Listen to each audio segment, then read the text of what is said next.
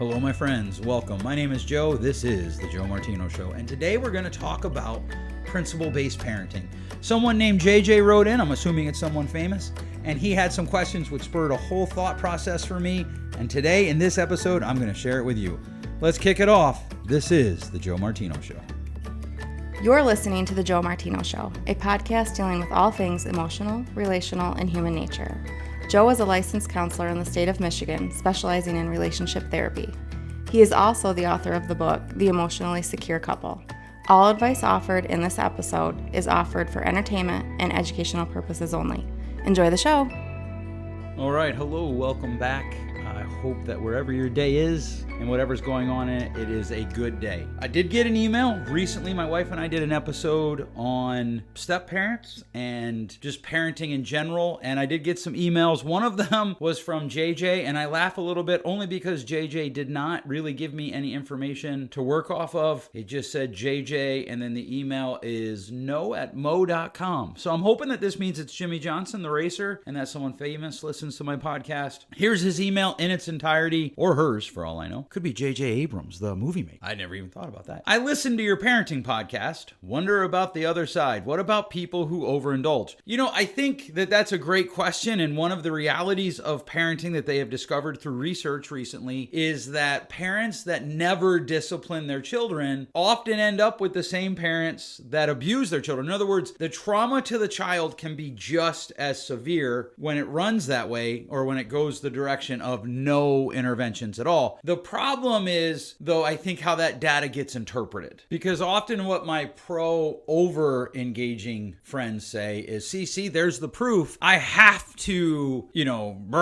be a drill sergeant with my parents. And I just don't think, or with my children, I just don't think that's true. I stand by the idea that relationship wins because relationship isn't about just giving someone what they want. Relationship is about inviting someone to be the best version of themselves that they can possibly be. And so I think this email kind of highlights something that I'd like to talk about, which is this idea of what is good parenting. I hear this question all the time from clients, what is good parenting?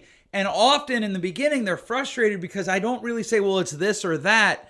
I want to talk more about principles. I just think we need to be a principle-based living society. And I just don't think that there is this do these three things and things get better. So today what we're going to talk about is what are good principles to follow as a parent? What are good parenting principles? And this won't be a surprise, but the first principle that I think makes for good parenting is it's relationship-based. It seeks to build the relationship in everything that it does. Now, that doesn't mean that it seeks to build the relationship over right safety or teaching or training. And there are times where the relationship takes a hit because you have to do parental things. This is one of my biggest beefs with the modern sports. It moves the major emphasis in a kid's life from the parent having the opportunity to be intentional about building the relationship to a coach or a volunteer. And that's fine. Like that, there's a place for that. But good parenting is intentional about building the relationship. One of the things that, often I'll meet with older parents and they're like, my kids just aren't involved in my life at all. And I ask them, well, what did your relationship look like as they were growing up? How did you do that? Because one of the things that we have to do, we've become so responsibility averse as a society that anytime somebody says, hey, this is going on in your kids, and it might actually be your responsibility. So you're blaming me now? You're blaming me? I can't believe you're blaming me. Parenting is hard enough without you blaming me. And I just want to be like, what in the world are you talking about? I don't, to be honest with you, I rarely think in terms of blame, but I do often think in terms of responsibility. And I have a responsibility to four human beings that are my children to teach them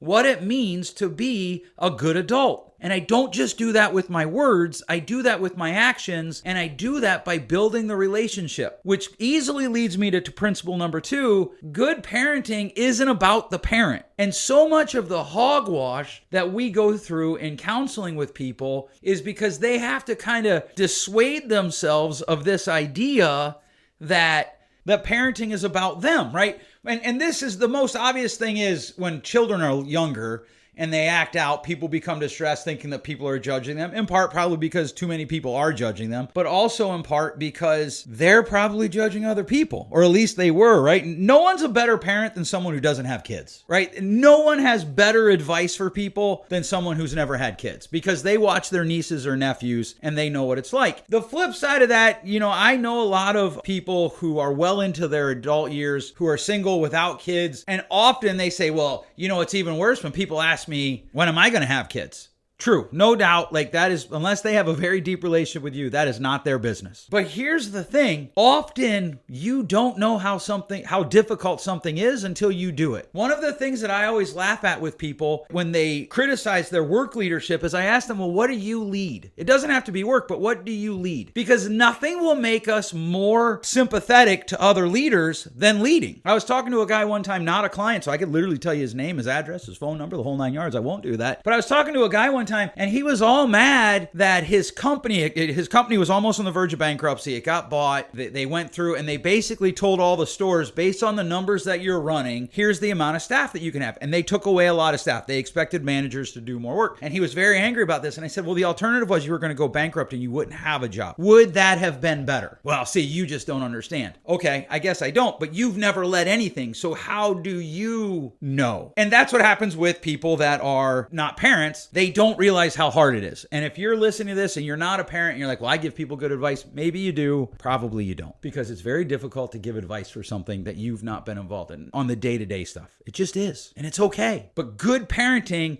it starts with these two principles. It builds the relationship, and it's not about the parent. This is why if you're divorced, don't talk to your kids in a negative way about your ex if you can avoid it. Now, if the ex is doing things are directly negatively impacting the children, you have to address that. Unfortunately, there's no way around it. You have to address it. But when you start making your kids choose sides, well, I only did this because your mom, I only did this because your dad, you're making your relationship with your children about you. And that's not healthy. It's not about you. It's about the kid. It's about the kid becoming an adult. Now, as they grow, as they mature, things change and they become something of a peer and you have conversations with them, but that's well into their, late teens, early 20s when that happens. Now, you can have deep conversations with your kids at any point. My son and I had a fascinating discussion about the difference between wormholes, black holes, and sunspots, and what the positive correlations there might be. To be honest with you, I was a little lost. He's 10. One of the things, though, that we have to consider when we're doing things is what principle is driving it. And so the first two questions, is this being driven by somehow building the relationship? Now, that doesn't mean you don't ground your kid. That doesn't mean that there aren't negative consequences for life choices. It doesn't mean you should rescue them from natural consequences. But are you building the relationship? Are you taking time to positively interact in their lives? And this doesn't have to be, this giant production. One of my mentors often tells me 15 minutes. 15 minutes is what kids need of face-to-face time, 4 to 5 times a week. And then spread throughout the rest of the year, you get some bigger times together.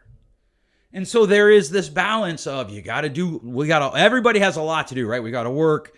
Monday to Wednesday, I leave usually around 6:45 in the morning and I get home around 9 o'clock at night.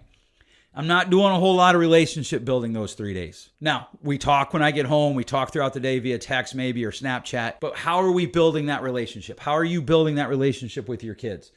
And then your decisions. What are they about? Because here's the thing, parenting comes with rejection. Parenting comes with rejection. Your kid will reject you. Your kid will say things in a moment of emotional dysregulation that might really hurt. I was just sitting with a parent this week, found the kid's text, and there were some things said in those texts that were very painful for the parent. And I understand that it's painful, and I want to be clear on this. It is totally okay to be hurt. But the response cannot be based out of that hurt. It has to be about helping the kid grow and mature. Now, we can still address, hey, you said this and I don't think it's accurate, and I found that very hurtful, because what we're doing is we're treating them as though they're becoming adults when we do that. And that's important, because what I do with my kids should be designed to be about them. So you can have frank conversations about life. I don't think parents shouldn't fight in front of their kids. I actually think they should fight in front of their kids, but they should do it in a healthy way. They should do it in a way that shows their kids how to handle conflict. Because what happens if parents never fight in front of their kids? is those kids become adults that don't know how to fight. They don't know how to have disagreements with their significant others. And if it's about the kids, then you have the uncomfortable accountability of fighting in front of your kids. Now, if you don't know this, I wrote a book about relationships. In that book, there are 6 rules of communication. I don't know if my kids still do it, but for a while, they would pull chairs out when my wife and I would have a really good row, right? And we usually have about one of those a year. And they would pull chairs out into the hallway so they could hear us. And I won't tell you which one, but it was my middle daughter, Cadence. She would keep score of how many times I broke one of those 6 rules. And then she'd tell me about it later. And that sucked. But if it's not about me, right? Oh, I'm the dad. That accountability is good for me. And yeah, I'm like you. Most people don't like being held accountable in that way, but it was good for me. And so engaging that accountability was painful. It still is, because I still make mistakes. But my parenting isn't about me. At least it shouldn't be. Sometimes it is. Sometimes it is, because I mess up just like anybody else. All right, first principle, it's about building the relationship. Second principle, it's about the kid, not the parent. Third principle that we ought to live out of, it's about the adult they're becoming, not necessarily the kid they are. So a lot of times I'll have people come in and they'll sit down and they'll be like, my kid did this, and I'll let them talk for 2, 3, 5, 10 minutes. And when they're done, I say, okay, and I make sure that I heard them, so I mirror them, so your kid did this and that.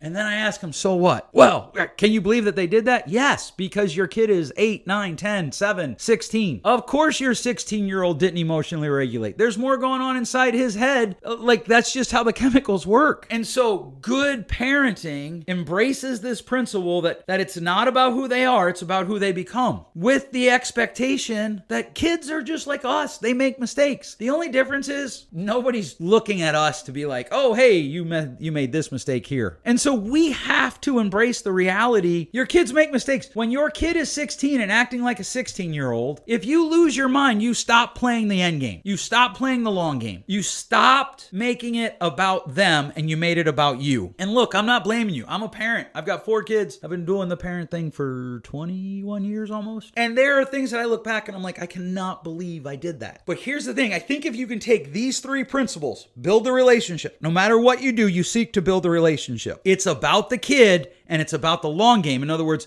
who the kid is becoming as an adult. Those 3 principles, if you filter your decisions through those 3 principles, you tend to make better decisions because you're not chasing the fire of the week, right? The fire of the week is, oh, my kid got a F in algebra. Okay, maybe your kid isn't good at algebra. Yeah, but he needs to be good at algebra. Why? Well, he didn't try. Okay, then have that conversation. Hey man, you didn't try. And that's what concerns me about this grade. Because at some point in your life, you're going to have to try, or the consequences of not trying are really severe. And then you can walk away. You don't have to stay engaged in this long, protracted argument. All right, what about you? What are principles that you think should drive parenting? What are principles that you think if people engaged in them, it would help them to make really good decisions and to by and large be good parents? I'd love to hear from you. Email me, joe@joemartino.com. Tell me your thoughts. Tell me the principles, and maybe we'll put one in a show sometime. JJ, if it is Jimmy Johnson or JJ Abrams, please write me back and let me know that. If it's not, I hope that I was able to answer your question, and thank you for that because it gave me a whole episode to kind of run off today. All right, if you enjoyed this, please share it with your friends. We find value in sharing things with people that we find value in and just giving it away to them. Thanks so much for listening. We'll catch you next week. Thanks for listening. If you enjoyed today's show, please share with a friend, and hey, give us that rating in your podcast store. Until next time, change possible.